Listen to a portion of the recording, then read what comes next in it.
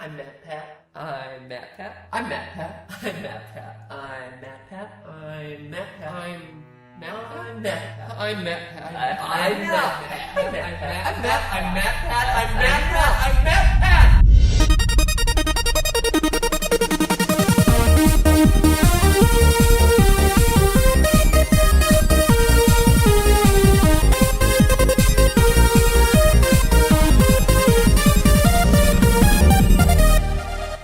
Internet, welcome to Film Theory, where first and foremost, shout out to Isabella Taylor from the Notification Squad. Thank you so much for ringing the bell and officially being the first on the Golden Globes video. Now, even though this is technically a film theory, every once in a while I'll dip into the wild and weird stuff that you see on YouTube. Salad fingers, don't hug me, I'm scared. And today we welcome another member into the hallowed halls of weird YouTube channels that will haunt your dreams. But instead of me saying anything, I'll just let her introduce herself. She's quite good at it. I'm Poppy. I'm Poppy. Poppy. Poppy. Poppy. Poppy. I'm Poppy.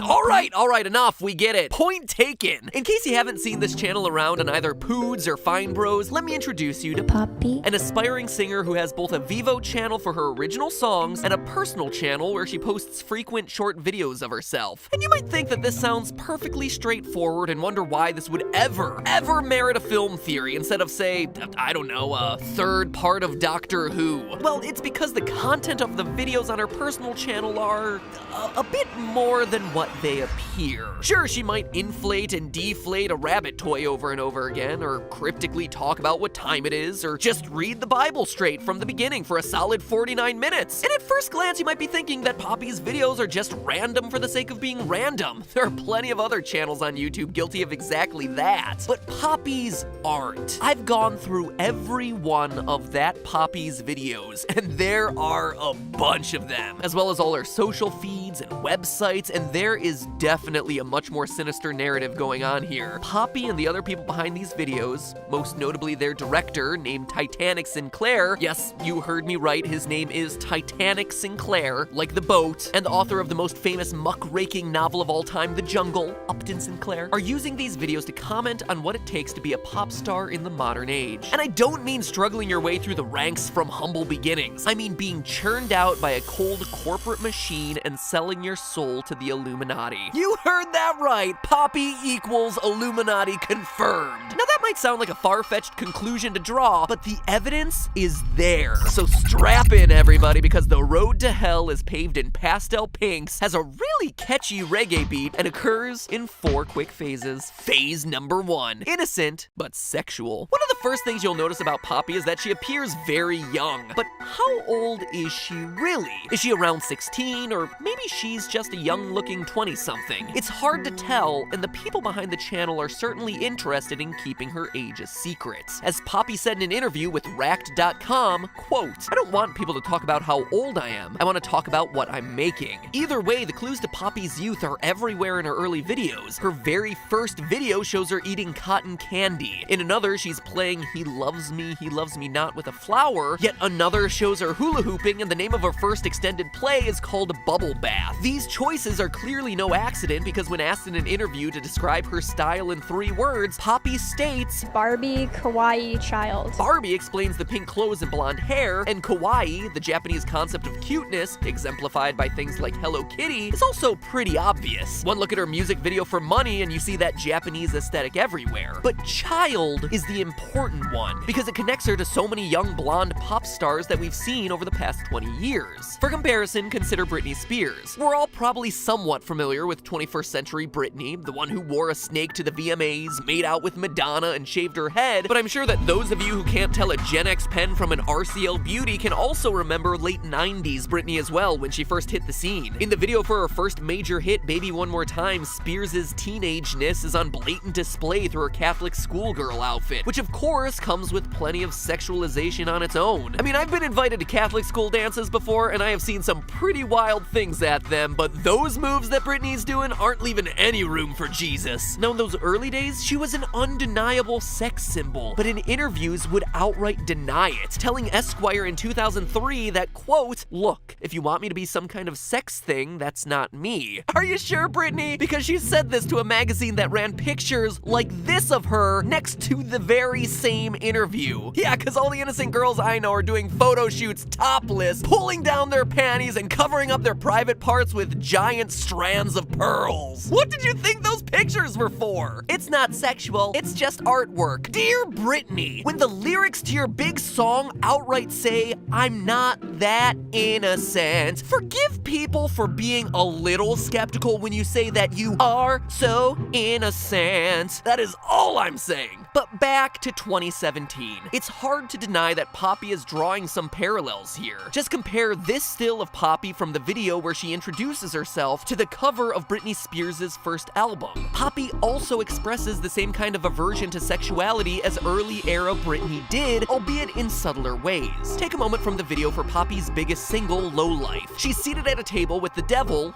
more on that one later, who peels a banana, puts it in his mouth, and doesn't start to eat it. That, sir, is a choking hazard, Mr. Satan. Didn't anyone ever tell you to chew your food? Sure, we don't see anything particularly graphic going on here, but Poppy's reaction tells us pretty much everything that we need to know. Sex is not a part of Poppy or her message, but the companies that manage, publicize, and basically create pop stars don't care what your message is. In the words of another pop star, Pink, and her song Don't Let Me Get Me, quote, "LA told me you'll be a pop star, all you have to change is everything you are." They want their stars to be sexually appealing because it gets them attention and helps them sell to adults while still staying innocuous enough that parents don't find them too harmful for the younger fans. And if they're able to pull off this balancing act, that leads them to phase 2, dollar bills. Admittedly, this is the most self-explanatory of the phases, but it's one that the creators of the Poppy channel definitely want to acknowledge in their story. The first indication of money that we get is in the video I Made $500, in which Poppy gleefully examines and counts a stack of 5 $100 bills she's received. How she earned that money isn't entirely clear, though perhaps it's the result of the video titled Tide Commercial, in which Poppy declares her love for Tide and talks about how much better her life is as a result of the detergent. But even more egregious than that is the song Money, which shamelessly promotes materialism with lyrics like,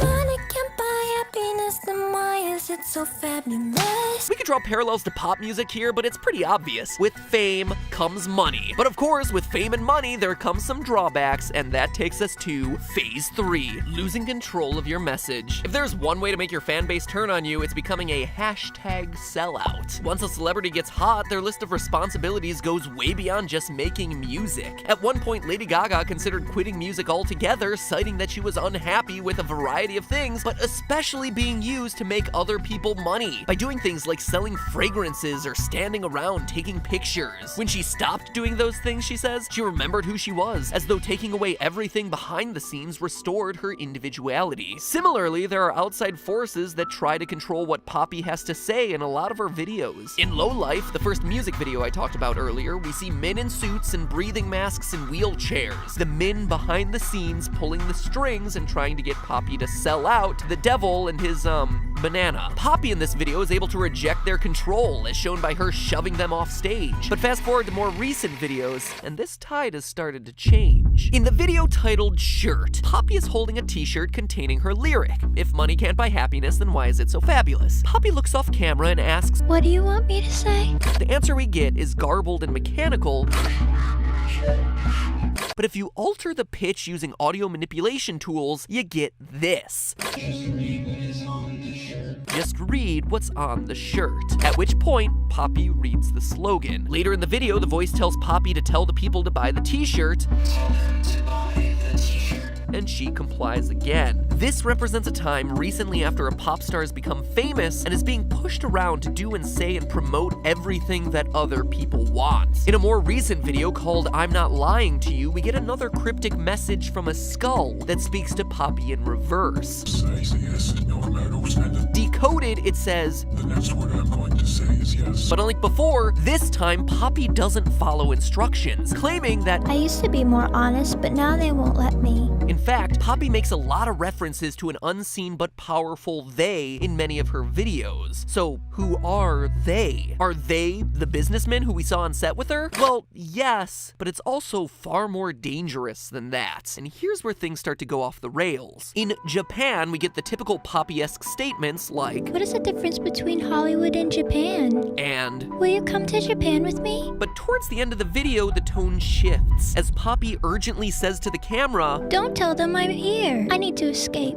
They don't want me to go. and then the video cuts out. It's not just that Poppy is unhappy with her music career, it's that she fears she's in danger. And that's because she's a product of Phase 4, the Illuminati. Yup, the same group that causes videos to have more likes than views and is single-handedly keeping Half-Life 3 off the market is also keeping Poppy under their collective thumb. Okay, so seriously, this may feel like it's coming out of left field, but let me explain. Those who believe in the Illuminati, which is, according to theories, an all-powerful secret society that controls politics and media, and also occasionally practices in the occult and brainwashing, believe that many of the most famous pop stars in history are members. Britney Spears, check. Christina Aguilera, check. Lady Gaga, check. Taylor Swift, check. Beyonce, check. Double check and triple check. So if Poppy is truly the tale of the modern female pop idol, then the Illuminati being involved actually makes a lot of sense. Well, how can you tell if someone's in the Illuminati? Those of you whose heads aren't wrapped in tinfoil might be wondering. And there are essentially two different qualifications. One, the person must be famous, rich, and or influential, and two, they use the Illuminati symbols, since, as this very scholarly looking website puts it, the Illuminati loves taunting the profane, that's us normal non-Illuminati people, by putting their symbols in plain sight for all to see. There are a lot of these symbols, but some of the most prominent include things like a single eye, also known as the all-seeing eye or the eye of providence, triangles or pyramids, skulls, and any other satanic images or symbols like the number 666. And you don't have to look very far to come across all of these in Poppy's videos. For a very prominent triangle symbol, look no further than Poppy's video entitled Membership Ring, which simply features a triangular ring and some dramatic music. Of course, the fact that it's even called a membership ring is pretty telling, as it would seem to indicate that Poppy's membership is in the Illuminati. Or remember that video with the skull from earlier? Well, not only is Poppy talking to an Illuminati symbol, but that symbol is speaking to her.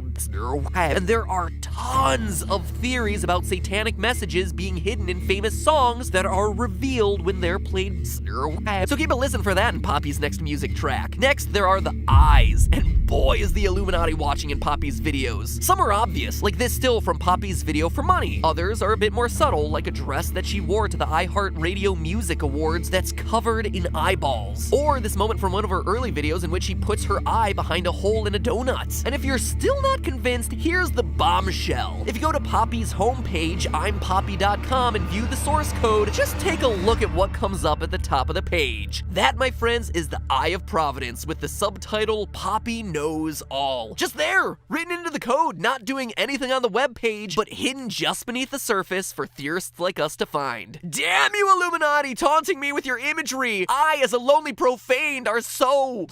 I don't know, what feeling is this supposed to evoke in me? Jealous!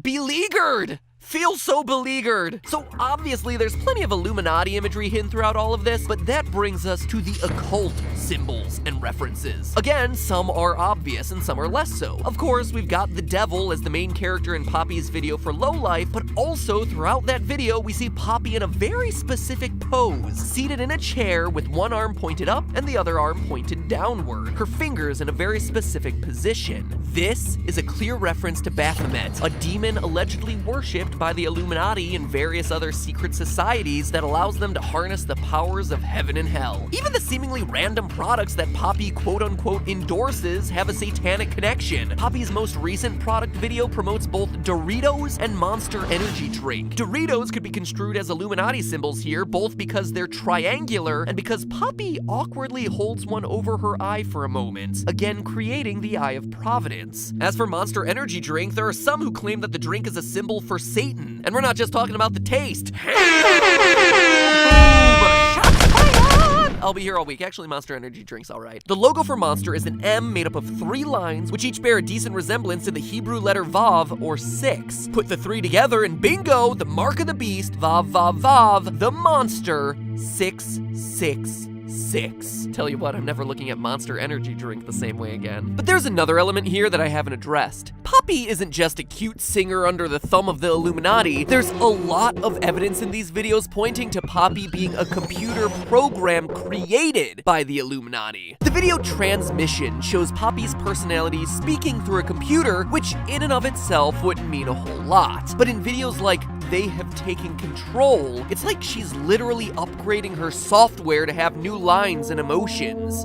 Poppy loves you and will always love you. Even the title of They Have Taken Control shows that Poppy's personality is no longer her own. Add to this the fact that, in real life, the girl who plays Poppy refers to Poppy in the third person like another person or personality. But what really gives it away is one of her latest videos, Some People. A video that prompted me to literally rewrite this whole episode's conclusion right before we finished editing it. Because in it, she makes her usual general statements about different types of people. There's tall people, there are short people, blah blah blah blah blah. But it's the last statements of this video that confirm her as something not quite human. She says, Some people have skin, and some people are made of plastic. before turning to the camera and saying, Feels so good to be a human being. that turn to the camera tells us everything that we need to know. It's the director's way of signaling to the audience that Poppy isn't what she says she is. But another point of evidence supporting all of this is that if one Poppy steps out of line, it appears as though she gets replaced by another one. Consider the video titled Oh No, which features Poppy staring at the camera before a second identical Poppy appears, and the first starts to bleed from her mouth. It's a continuation of 10 episodes earlier titled Am I Okay? A largely non-important episode in this series until the final frames, which shows her nose bleeding. It's as though Poppy is deteriorating, falling apart, and new Poppies are having to take her place. In fact, it's probably Poppy getting replaced that's caused the other characters in the series, a skeleton, a plant, and Charlotte the mannequin, to have this conversation. Oh, she definitely changed. See, I told you. Wait, what do you mean she didn't change? And it's worth noting that this Illuminati programming doesn't just apply to the blonde girl that we know as Poppy, it applies to us too. In both Step 1 and Step 2, we're instructed to look into the computer as digital sound effects play in the background, and Poppy encourages us to keep going. You're doing great. It's as though by watching this video, we're the ones getting reprogrammed. We're the ones getting brainwashed. Because in the end, that's what Poppy's true purpose is here. She's not just some other young, aspiring pop singer. She's the embodiment of all the conspiracy theorists' fears online. Another pop star and media icon manufactured by the Illuminati to distract us with catchy songs and bland phrases, a means of keeping us normal folk in line, distracted with consumerism, fashion, Monster Energy drink, Tide detergent, blissfully ignorant of the real things that matter, the Illuminati's continued dominance over world power. Now, am I arguing that Poppy and Titanic Sinclair believe in all these things? No. Not at all. Poppy is a channel that wants to satirically portray elements of the life of a pop star, from the dehumanizing to the downright bizarre. And hey, if they get popular along the way from people like us and Reddit theorizing about them, well, that's a weird twist, isn't it? The music is pretty darn catchy. I've been finding myself watching more and more of Poppy every day, in fact. It's one of my favorite channels on YouTube. I tune in every single day to her videos. Every Poppy upload that I see in my notification feed is one that I watch. Oh, sorry, I got distracted there for a second. In the meantime, remember, that's just a Poppy. up Poppy. Poppy. and Poppy. And in case you were wondering, no, don't worry, these videos aren't products of the Illuminati to keep you distracted from their continued dominance either.